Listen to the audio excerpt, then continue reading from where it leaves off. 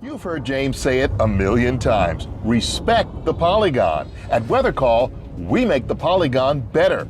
We call, text, or email you so you'll always know when you're in danger. No matter who you are, there's a Weather Call solution right for you. Check us out at weathercallservices.com.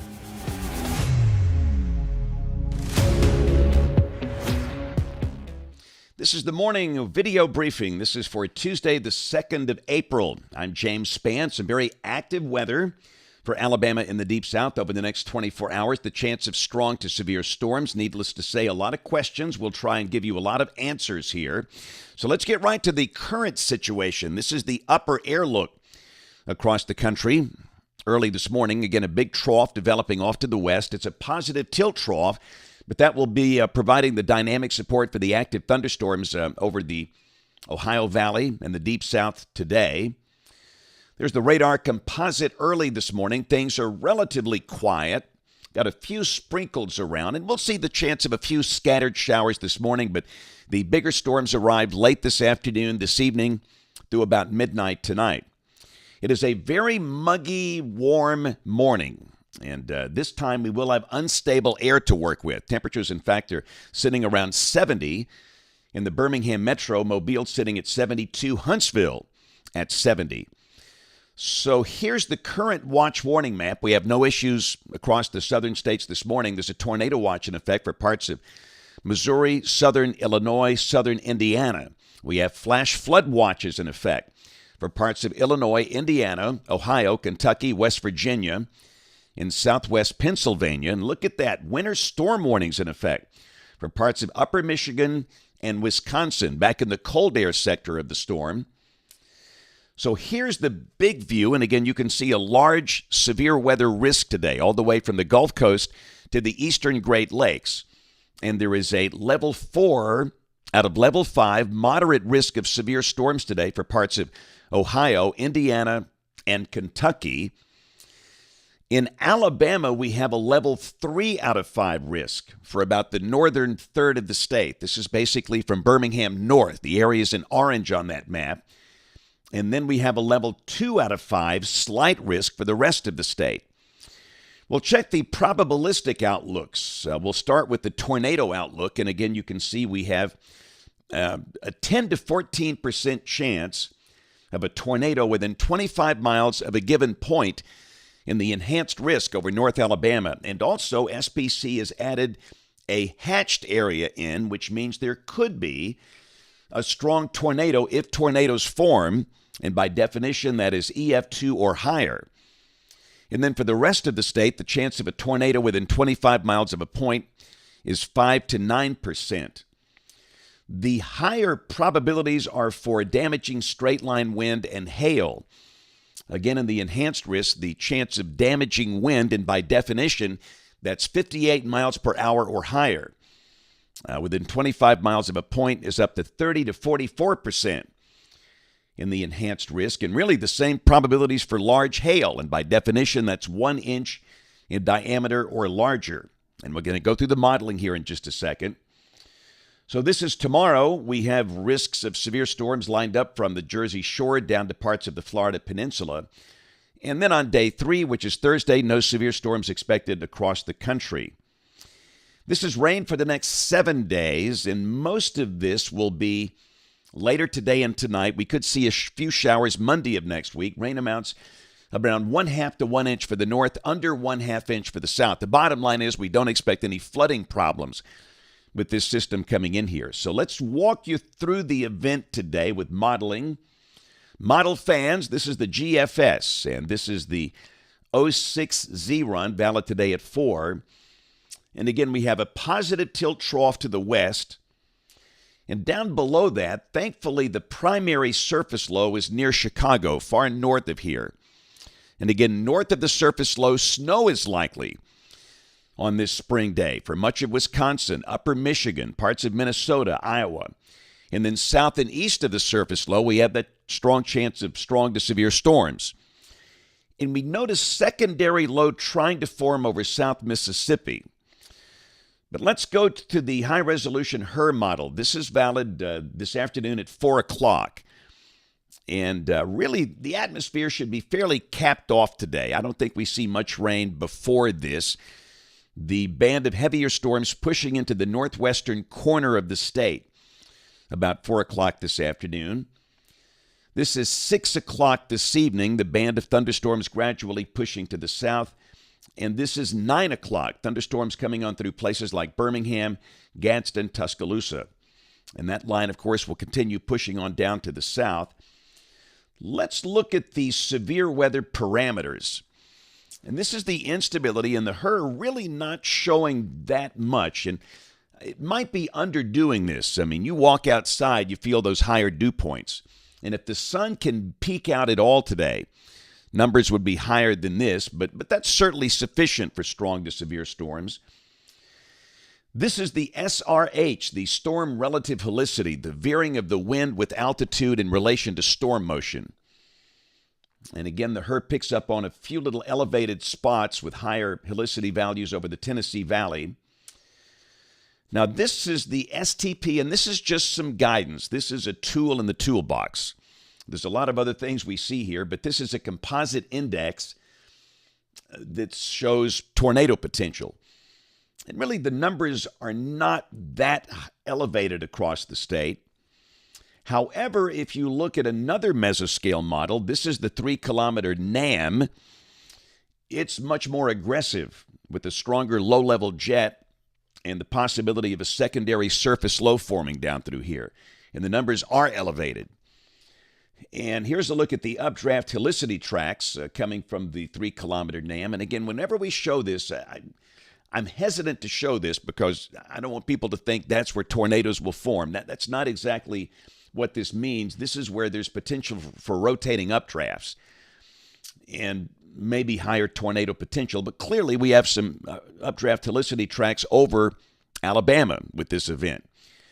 So in terms of the timing, again, the window for the northwestern part of the state, about 3 until 9 o'clock. For the central and southwest counties and northeast counties, 6 p.m. to midnight.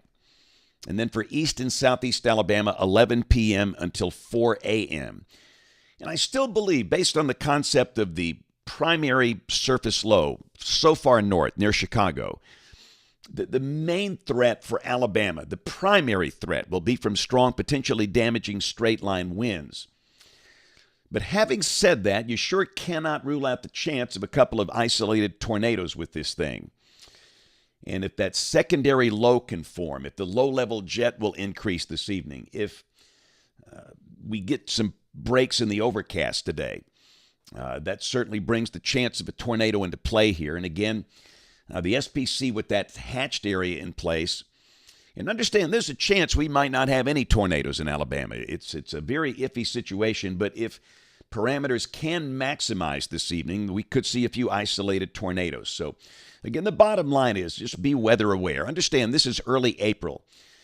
Climatology suggests we're going to have something like this most years during this first week of April.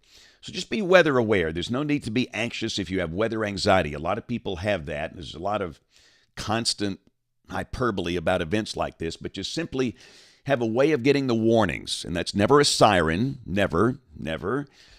A weather radio, of course, is the baseline, and then your phone is the secondary method.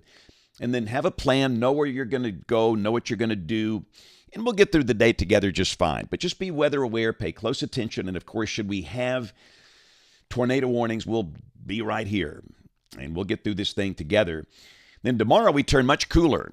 It's going to be a different kind of day. Highs drop in the low 60s, a lot of clouds, probably for the northern part of the state, a cool breeze. And we note up north, snow continues around Chicago, up into parts of upper Michigan and Wisconsin. Thursday, we're partly sunny and cool. Some folks up in the Tennessee Valley could stay in the upper 50s all day. Now, Friday, the sky goes clear, and Friday morning, we're going to be in the 30s for most of the state. There's a good chance of frost, and the colder pockets could see a light freeze. And the same thing on Saturday. Saturday's going to be a beautiful sunny day, but a cool day, highs in the 60s. And again, Saturday morning, most spots will be in the 30s with frost. And colder pockets could see a freeze. So growers beware. The main frost concerns will be Friday morning and Saturday morning. But again, Saturday is a sunny day with highs in the 60s. Sunday will be a sunny day with highs back in the 70s. And then Monday, this is April 8th, this is Eclipse Day. And unfortunately, the GFS depicting a surface low in Illinois with clouds and a chance of showers. So this will be a partial eclipse for Alabama. The totality is north and west of here, but that doesn't look good for eclipse viewing around here. Again, we think the better chance for a clear window in that path of totality will likely be Maine, northern New England, northern New York. And this is a week from today. This is Tuesday. Again, we've got this trough off to the west, and again, evidence the cold front hangs up with a chance of showers continuing into Tuesday of next week. Let's go out 10 days. This is Thursday the 11th, the trough passing through, and still a chance of lingering showers. So next week, beginning to look rather unsettled with some chance of rain on most days. And there might be a few strong storms in play toward the middle part of next week, but it's too early to be specific. So this is the rain for Birmingham coming off the European ensemble. The mean is between 2 and 3 inches between now and the 17th of April. 84 today. This is coming off the national blend of models, and this is assuming, I think, the sun might peak out a little bit. And if we do reach that, that certainly would increase the chance of severe storms. But then look at the drop-off. Highs dropping in the low 60s for the rest of the week. And again, note Friday and Saturday morning, and this is for Birmingham. Many spots will be colder. Lows drop in the 30s with a good chance of frost. And then highs mostly in the 70s by Sunday and through much of next week. And I do think there's a reasonable chance the frost and freeze we see Friday and Saturday morning, there's a good chance that'll be the last of the season because the pattern favors above average temperatures in the outlook here. This is for April 9th through April 15th. So one more time, if you're just joining us, we have the chance of strong to severe storms across Alabama late this afternoon and tonight. And we have a level 3 out of 5 enhanced risk of severe storms from Birmingham north, a level 2 out of 5 risk for the rest of the state. The window opens up about 3 o'clock in northwest Alabama, and the storms will be progressing to the south and east during the evening and nighttime hours. Our main concern, the possibility of strong, potentially damaging straight-line winds, but understand there could be an isolated tornado or two, especially over the northern third of the state where we have the enhanced risk in place. So again, just be aware, weather aware today. Have a good, reliable way of getting warnings. And if you live in a mobile home, a manufactured home, just know where you're going to go. You can't stay there if you're in a tornado warning polygon. And the other thing we always ask people to do, and if you watch these videos, you are a total weather dweeb, a weather geek. And if we ask that you call your friends and relatives and neighbors if they are in a tornado warning polygon. And listen, people are busy. I'm not faulting them. People just don't have time to pay attention to weather all day. But if you can help us by texting people or calling them if they're in a tornado warning polygon, you can be a big part of the warning process. You'll basically be a hero. So again, that's going to do it. We'll be watching things carefully today. I'll be down in Tuscaloosa this morning at MLK Elementary, and then in the office, of course, this afternoon and tonight.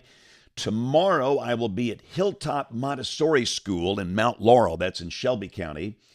And then a program for the folks at Children's Hospital, patients and their families there. Wednesday evening, tomorrow evening, I'm going to be in Guin for a very special service at First Baptist Church. This is to commemorate the 50th anniversary of the great super outbreak of tornadoes, April 3rd, 1974. Guin was almost just destroyed. But looking forward to that. I was a teenager, saw things I'll never forget. Thursday, got a senior adult event up in Sardis City, north of Gadsden. And then after that, Pleasant Grove Elementary School.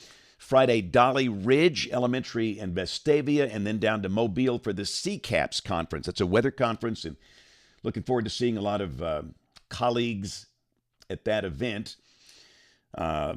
And again, we'll be watching things carefully. We'll have updates on the social platforms. And again, if we need to go live, if we have any tornado warnings, we'll do that, and we'll push it out across on this Facebook page here. But just be sure you're following the ABC 3340 Facebook and YouTube channels as well. And of course, we invite you to watch us on television this evening, ABC 3340 News at 4, 5, 6, and 10 o'clock. Thanks for watching. Have a great day, and God bless.